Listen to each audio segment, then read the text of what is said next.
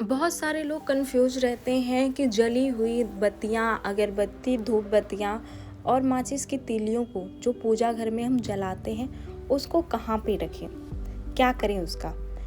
जय श्री श्याम। श्याम बाबा के भक्त अच्छे ही होंगे। तो आज आइए जानते हैं कि जो हम पूजा घर में धूप बत्ती, अगरबत्ती, माचिस जलाते हैं उसकी तीली और जो धूप बत्ती की राख होती है उसको कहाँ फेंकें, क्योंकि हम कचड़े में तो फेंक नहीं सकते।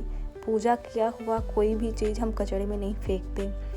वो जो फूल होता है जो हम पूजा घर में चढ़ाते हैं वो फूल कहाँ फेंकें, क्या करें उस फूल का। तो आइए जानते हैं कि उन फूलों का और माचिस की तीलियों का, अगरबत्ती और धूप बत्ती की राखों का क्या करें। वैसे तो अगरबत्ती नहीं जलानी चाहिए पूजा घर में, मैं सबको बता देती हूँ। जो लोग भी ये वीडियो देख रहे हैं वो सुने, ध्यान से सुन ले कि अपने पूजा घर में कभी भी अगरबत्ती ना जलाएं, क्योंकि जो अगरबत्ती की डंठल होती है वो बांस की होती है।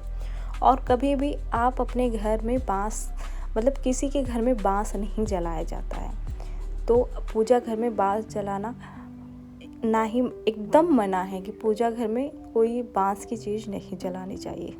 तो आप जब भी पूजा करें तो धूप बत्ती से पूजा करें। तो पहला कि जो ये दीपक हम जलाते हैं उनकी जो बातियाँ होती हैं वो उसका क्या करें।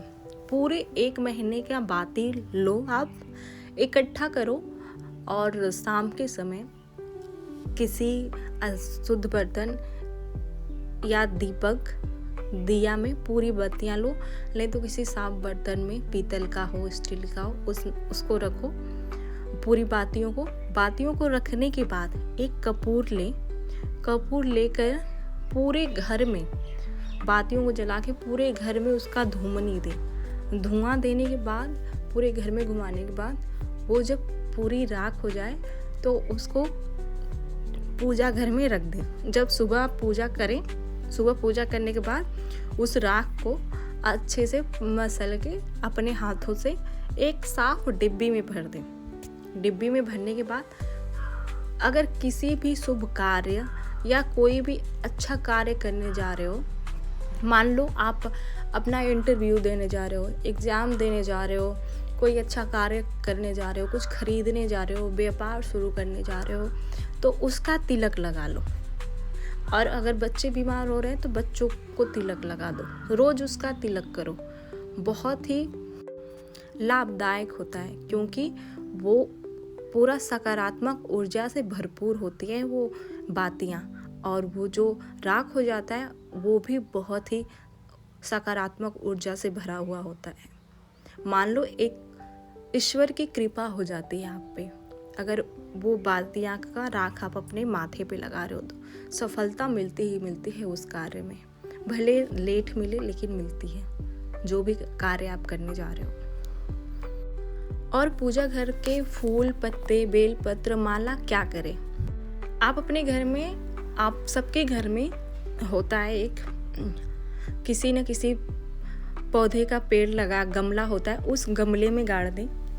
नहीं तो फिर आप ले जाके गंगा जी में या तालाब में बिना प्लास्टिक नहीं फेंकना, बिना प्लास्टिक का प्रवाहित कर दें, या किसी शुद्ध पेड़ के नीचे जाके गाड़ भी सकते हैं। अगरबत्ती और धूप की राख का क्या करें, उनको भी पेड़ के जड़ में डाल दो या किसी गमले में डाल दो। अगर किसी गमले नहीं है ऐसे आपके पास गमले, तो आप ले जाके गंगा जल में बिना प्लास्टिक के प्रवाहित कर दो। जो आपके घर में माचिस की तिलियाँ होती है ना पूजा घर में, उनको भी ऐसे ही कर दो, किसी पेड़ के नीचे ले जा गाड़ दो, नहीं तो आपके घर पे गमले हैं तो उस गमले में गाड़ दो और फिर आप गंगा जी में प्रवाहित कर लो। नहीं, सबसे बेस्ट यही है, सबसे अच्छा तरीका यही है कि एक अपने घर पे गमला रख लो, उसमें कोई सा पेड़ लगा दो, ठीक है, थोड़ा बड़ा होना चाहिए। तो वो पूजा पाठ की जो सारी चीज़ें ना उसमें डाल दो, जैसे फूल, बेल पत्र, माला और अगरबत्ती, धूप की राख, अगरबत्ती तो नहीं जलाना, धूप की राख, और कपूर की तो राख हो ही नहीं पाती है, तो जो भी चीज़ें हैं आप उसी में गमले में डाल के ऊपर से मिट्टी डाल दिया करो। थोड़ा सा गमला मतलब किसी चीज़ से किसी नुकीली चीज़ से खोद के उसमें डाल के फिर ऊपर से माटी डाल दिया करो। फिर कुछ दिन बाद उस माटी में वो भी मिल जाएगा। और फेंका मत करो कभी भी, क्योंकि पूजा करने के बाद अगर कोई भी चीज़ आप फेंकते हो, माचिस या कुछ भी पैर से लगता है ना, तो जो आपको फल मिलना होता है वो निष्फल हो जाता है। इसलिए कभी भी पूजा पाठ के सामान फेंकना नहीं चाहिए। कोई भी माला फूलों पैरों से नहीं लगना चाहिए।